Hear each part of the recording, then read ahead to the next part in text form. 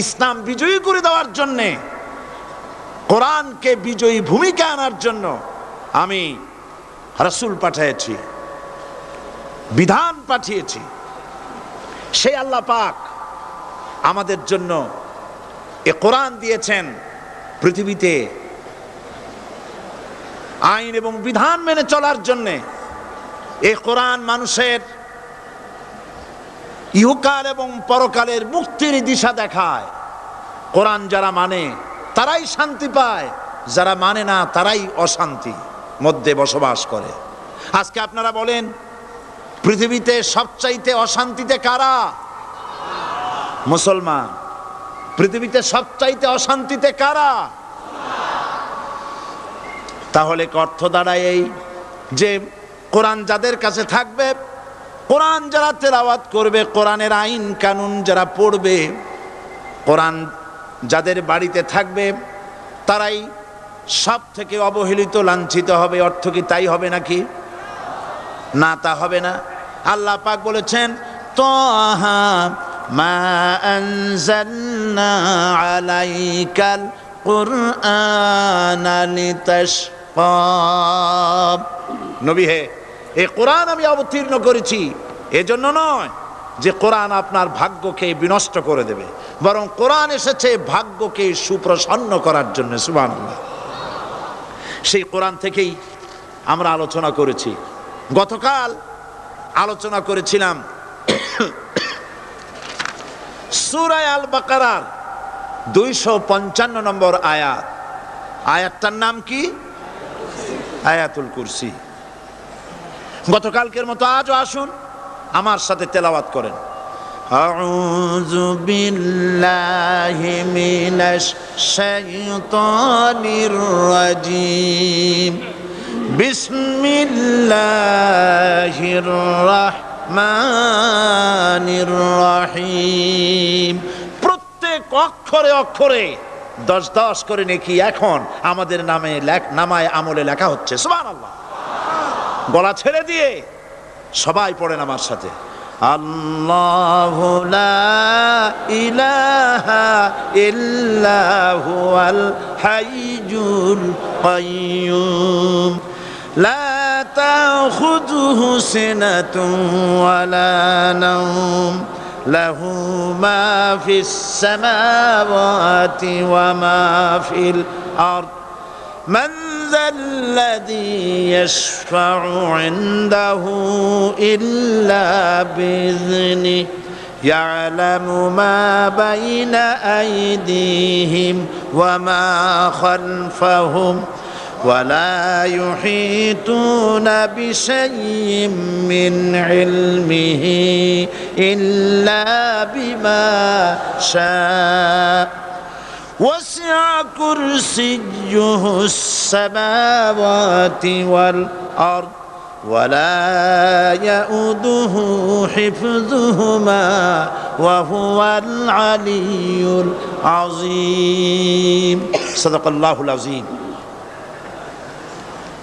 আয়াতুল কুরসি হচ্ছে কোরআন শরীফের সর্বশ্রেষ্ঠ আয়াত। সুবহানাল্লাহ।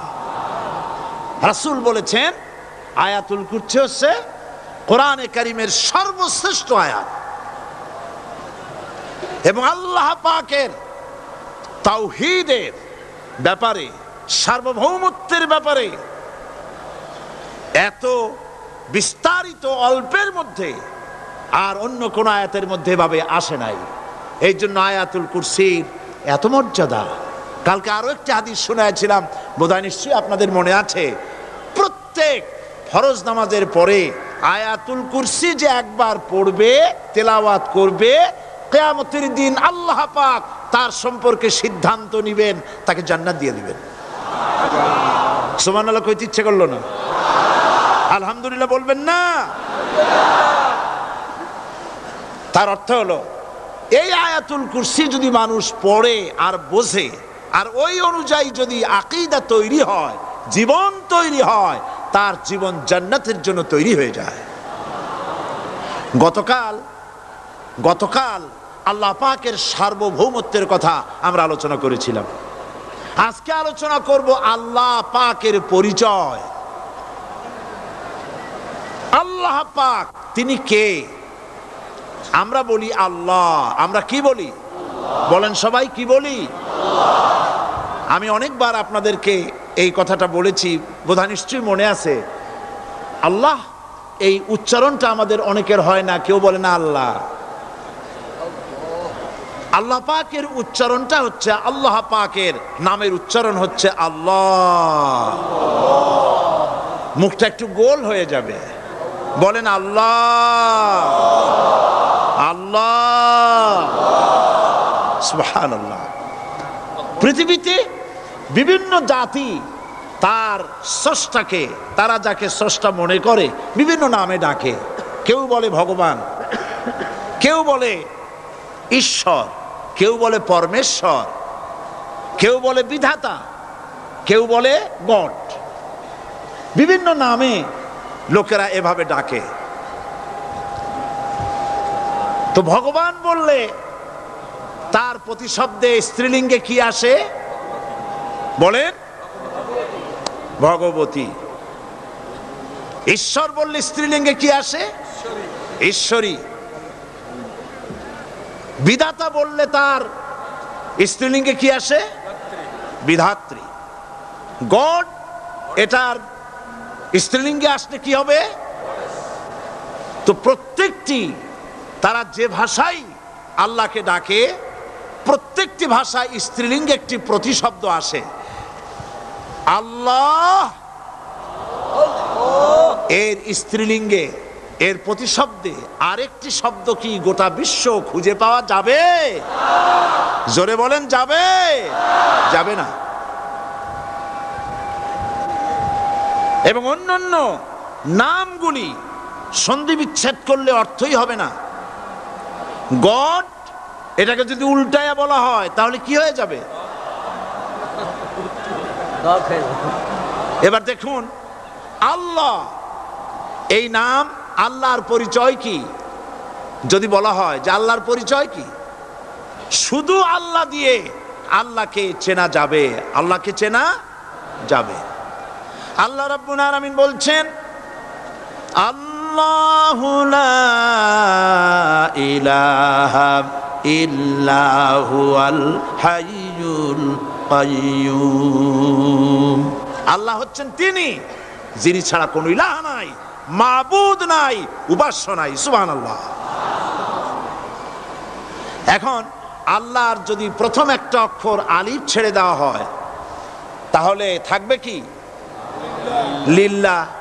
এই লিল্লাহ দিয়েও কেউ যদি আল্লাহর পরিচয় পেতে চায় তাহলে পেয়ে যাবে।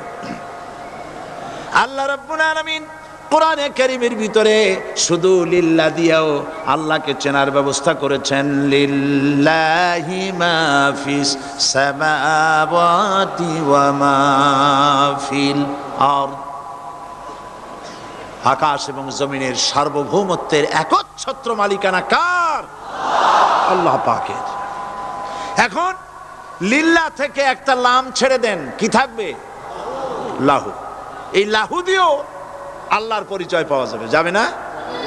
কোরআন বলছে, লাহু মাকালিদুস সামাওয়াতি ওয়াল আরদি ইউবসিতুর রিজকা লিমান ইয়াশা। আকাশ এবং জমিনের রিজকের চাবিকাঠি আল্লাহ পাকের কাছে, যারে খুশি তিনি পর্যাপ্ত রিজেক তিনি দান করেন। সুবহানাল্লাহ। এবার লাহুর লাম ছেড়ে দেন, থাকবে কি? একটা অক্ষর। এই একটি অক্ষর দিয়ে আল্লাহ পাকে চেনা যাবে। ইন্নাহু হুয়াল গফুরুর রহিম। তিনি হচ্ছেন মহা ক্ষমাশীল, দয়াবান। আল্লাহর পরিচয় আল্লাহকে দিয়েই জানা যায়। আল্লাহর পরিচয় হচ্ছে তিনি এই আকাশ সৃষ্টি করেছেন, এই জমিন সৃষ্টি করেছেন, মানব গোষ্ঠীকে সৃষ্টি করেছেন। আকাশের স্রষ্টাকে, জমিনের স্রষ্টাকে, মানুষের স্রষ্টাকে আল্লাহ পাক। দেখুন, আল্লাহ পাক আকাশের স্রষ্টা, জমিনের স্রষ্টা, মানুষের স্রষ্টা।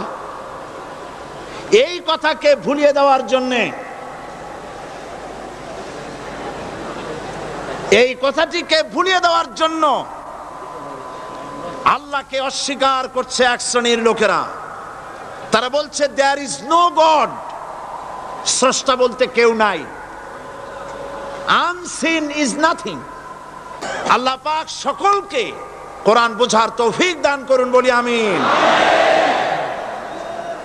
আল্লাহ পাক কোরআনকে বোঝার জন্য, আল্লাহকে চেনার জন্য ব্যবস্থা করেছেন। ওরা বলছে কি আনসিন ইজ নাথিং, যা দেখা যায় না সেটা কিছুই না, সেটা বিশ্বাস করি না। তো আল্লাহর যখন রং নাই, গন্ধ নাই, তাকে বিশ্বাস করি কেমনে? বলে নাউজুবিল্লাহি মিন যালিক। আরে ভাই, তোমরা তো এমন বহু জিনিস আছে যা না দেখে বিশ্বাস করো। আপনারা কি বাতাস দেখেছেন? বিশ্বাস করেন কিনা? বিশ্বাস করেন কিনা? আপনারা কি ইথার দেখেছেন? বিশ্বাস করেন কিনা? ফুলের গন্ধ দেখেছেন কিন্তু বিশ্বাস করেন কিনা? মাধ্যাকর্ষণ শক্তি, ল অফ গ্রাভিটেশন আপনারা চোখে দেখেছেন? বিশ্বাস করেন কিনা? অনেক জিনিস এমন আছে যা আমরা চোখে দেখি না কিন্তু বিশ্বাস করি।